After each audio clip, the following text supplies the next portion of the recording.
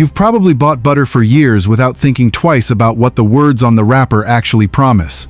Grass-fed, organic, pasture-raised, pure Irish butter. They sound specific enough to justify paying several dollars more, especially when the package shows green fields, grazing cows, and generations of farming tradition. But once you turn those packages around, the story becomes more complicated. I investigated 7 popular butter brands sold across America, looking beyond the marketing at ingredient lists, feeding claims, butterfat levels, independent certifications, company disclosures, laboratory findings, and lawsuits connected to the words consumers see on the shelf. What emerged wasn't a story about butter being secretly fake, it was something more useful: the difference between what a label technically says and what you naturally assume it means. One major brand faced a federal lawsuit over its grass-fed positioning, yet the case turned on a crucial distinction hiding in plain sight. The wrapper said, grass-fed, not 100% grass-fed. Other products raise questions about natural flavoring, third-party verification, and even the packaging touching the butter itself. 7 brands deserve a closer look. 3 alternatives offer a different standard. And before this investigation is over, you may never read the words grass-fed butter the same way again. Brand number 7, Tillamook.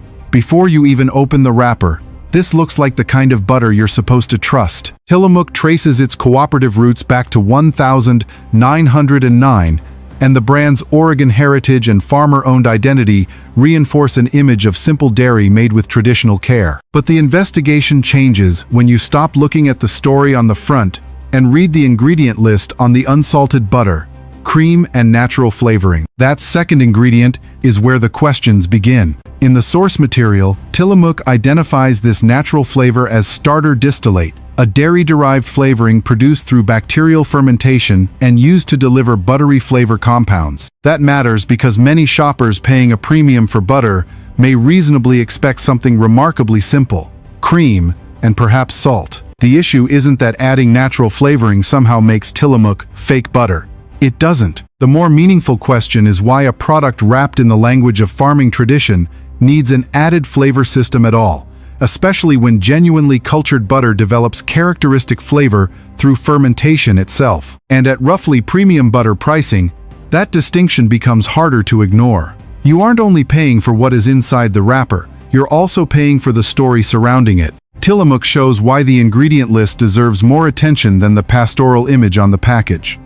But the next butter makes that lesson more complicated, because its ingredients are surprisingly clean. The question there isn't what was added, it's what the word organic leads you to assume. Brand number 6, Horizon Organic. This is where a clean ingredient list can still leave you with the wrong impression. The blue package, illustrated cow, USDA, organic seal, and pasture imagery all suggest a dairy system built around cows grazing outdoors.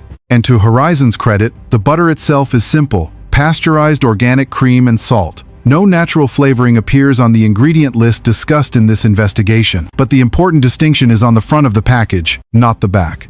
Horizon emphasizes organic and pasture-raised dairy, and its own standards say cows receive at least 120 days of pasture access during the grazing season. That sounds reassuring until you ask what those words do not guarantee. Organic does not automatically mean 100% grass-fed, and pasture access does not mean a cow eats only grass.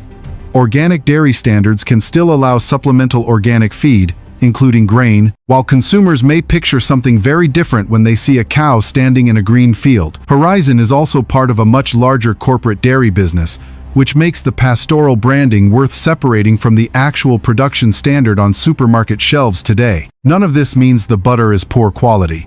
In fact, its short ingredient list is a genuine strength.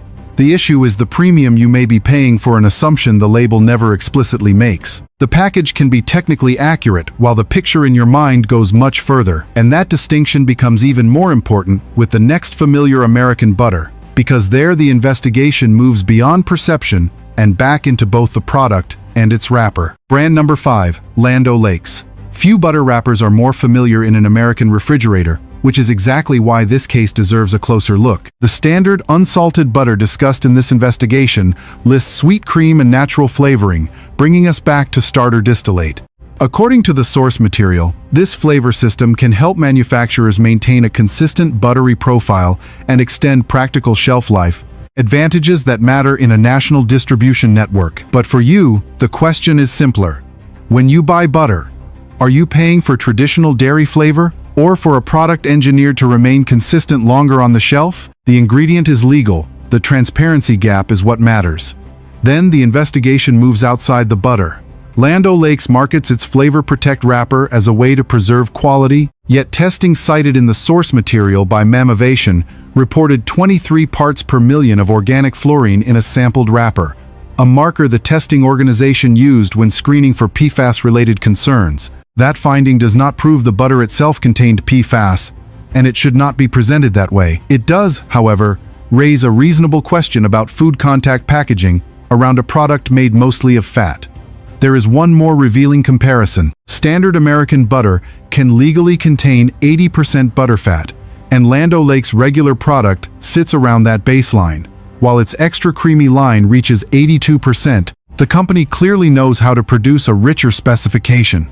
It simply sells that specification as a different tier. Familiarity can make those manufacturing decisions easy to overlook, because a trusted wrapper rarely feels like something that requires investigation. Put the pieces together, and Land O'Lakes becomes less a story about one alarming ingredient than a lesson in modern food manufacturing. Flavor consistency, shelf life, packaging, and product tiers all shape what reaches your refrigerator. But brand number 4 removes the additive question entirely. What remains is harder to see. Who, exactly, verified the promise printed on the front? Brand number 4. Great value grass-fed butter. This is where the investigation stops, asking what is added to the butter, and starts asking who stands behind the claim on the wrapper. For budget-conscious shoppers, Walmart's grass-fed option can look compelling, a store brand offering the same 2 words associated with premium butter, often at a lower price than specialty competitors. The ingredient list is not the central concern here. The question is verification. As the source material explains, grass-fed claims on American dairy products do not go through the same kind of pre-market approval consumers might assume exists, and the Great Value product examined in this investigation carries no American Grass-Fed Association certification, PCO 100%, grass-fed seal, or other independent verification identified by the original investigation. Walmart also does not publicly identify the farms or cooperatives supplying the cream alone. That does not prove the cows are not grass-fed. It means the claim and the proof behind the claim are 2 different things. And that distinction matters when grass-fed is the reason you are willing to spend more in the first place. A certification does not make every product automatically superior, but it gives you something beyond the company's own promise. An outside standard, an audit, and a defined set of requirements. Without that layer, you are being asked to trust the words on the package on their own. For families trying to stretch a grocery budget while still choosing what appears to be better dairy, that trust has real value. The cheapest premium claim can become expensive if the claim is what you are actually buying. And sometimes the strongest shortcut to trust is not a certification at all. Sometimes it is the reputation of an entire country. Brand number 3, Anchor. Sometimes trust comes from more than a label. It comes from a place. New Zealand has spent decades building a global dairy identity around green hills, open pasture, and cows grazing outdoors, and Anchor benefits from that reputation before you read the package. Produced by Fonterra, one of the world's largest dairy exporters, Anchor combines its New Zealand origin with grass-fed positioning that naturally creates a powerful picture in your mind. But that picture became the subject of a legal challenge. According to the source material, Greenpeace Aotearoa argued that Anchor packaging placing 100% New Zealand near grass-fed could lead consumers to believe the cows were fed entirely on grass. Fonterra ultimately settled the case and acknowledged that the packaging was likely to mislead some New Zealand consumers, while the disputed design was phased out. Then comes the detail that makes this more than a labeling story. New Zealand dairy cows can also receive palm kernel expeller, or PKE, a feed ingredient produced as a byproduct of palm oil processing and imported largely from Southeast Asia. That doesn't mean Anchor isn't grass-fed. It means grass-fed and exclusively grass-fed are not necessarily the same claim. It also exposes a supply chain most shoppers would never imagine while holding a green package of New Zealand butter. Palm kernels can be processed thousands of miles away, shipped across the Pacific, incorporated into dairy feed, and ultimately become part of a production system marketed through images of pasture. The original investigation also connects PKE to broader environmental concerns surrounding palm oil supply chains, adding another layer to what appears to be a simple dairy purchase. A country of origin can tell you where your butter came from, but it cannot tell you everything the cow ate. And brand number 2 makes that distinction unusually clear because instead of leaving consumers to guess, the company published a number itself: 90% grass-fed. Brand number 2, Vital Farms. If Great Value raised questions because independent verification was difficult to see, Vital Farms presents almost the opposite situation. The company has publicly disclosed a detail many shoppers might otherwise never notice. This is a premium brand built around pasture imagery, ethical sourcing, transparency, and the idea that its dairy comes from a fundamentally different system. That reputation helps explain why shoppers may willingly pay $6, $7, or more for its butter.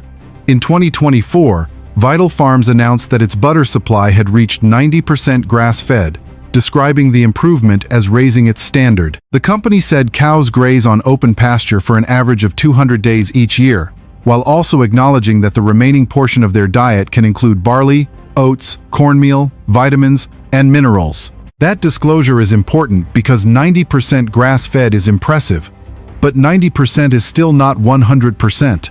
And this is where the investigation requires some balance.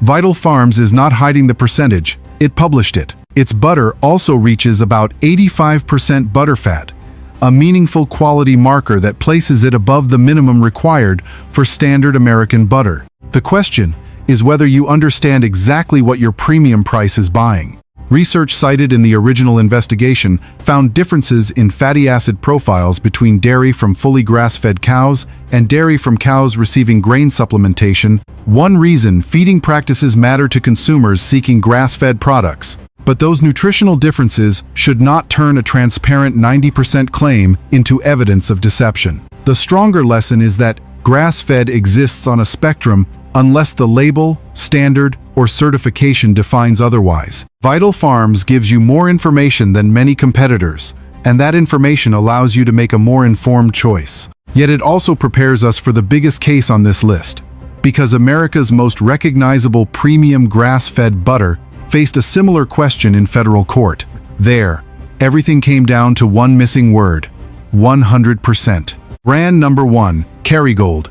This is the butter many American shoppers trust without hesitation. The gold foil, Irish origin, grass-fed positioning, and reputation across keto and wellness communities have made Kerrygold almost synonymous with premium butter. That trust is precisely why its labeling history matters. In 2018, a California consumer filed a federal class action alleging that Kerrygold's grass-fed marketing created the impression that the cows ate exclusively grass, even though the complaint said Irish dairy cows could also receive grain, soy, corn, and other supplemental feed during parts of the year. The case was dismissed, but the crucial point was not a finding that the cows consumed nothing but grass. The court focused on what the package actually said.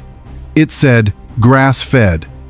It did not say 100% grass-fed. That single missing word exposes the central issue behind this entire investigation. What you think a marketing term means can be much stronger than what the company is legally promising. Kerrygold later faced a separate lawsuit involving allegations about PFAS associated with its packaging after testing cited in the original investigation reported organic fluorine in wrappers. That case was dismissed in 2024, with no settlement or admission of wrongdoing. So the findings should not be presented as proof that Kerrygold butter itself contained harmful levels of PFAS. And balance matters here, because Kerrygold has genuine quality advantages. Produced in Ireland, its butter contains at least 82% butterfat under European standards, giving it the richer texture many consumers prefer. Ireland's pasture-based dairy system is also a meaningful part of its appeal. But Irish cows can spend winter periods indoors and receive supplemental feeds, which brings us back to the same question.